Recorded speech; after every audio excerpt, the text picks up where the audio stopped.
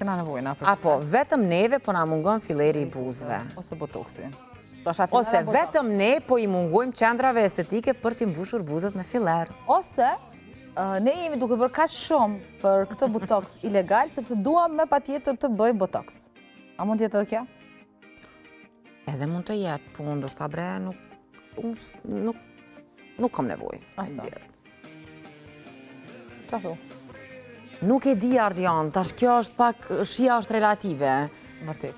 Shia është relative, ndoshta mundesh me dalë, pikërisht, mundesh me dalë para pasqyrës dhe me thonë, kisha pas qef me i fry pak buzë, unë nuk e di, ndoshta me i hek rrudhat është ma mirë, edhe unë rrudhat kom qef me i hek, po buzë me i fry nuk është që kam do një qef.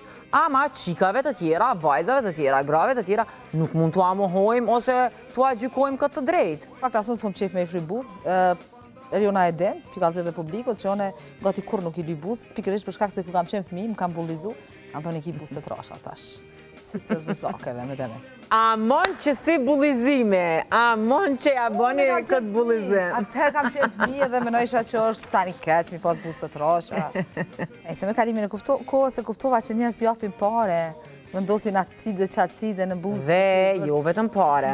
Pare japin e dalin të zhgënjur nga qendrat estetike, sepse kjo po i ndodh kosovareve, shqiptareve në vitin 2025. Pse? Problemi është që në momenti që merë hov diçka, qelën qendra estetike si këpurdat, pam, qendra estetike kudo, dhe pastaj mbesin të zhgënjura vajzat, sepse nuk po e marrin trajtimin e duhur.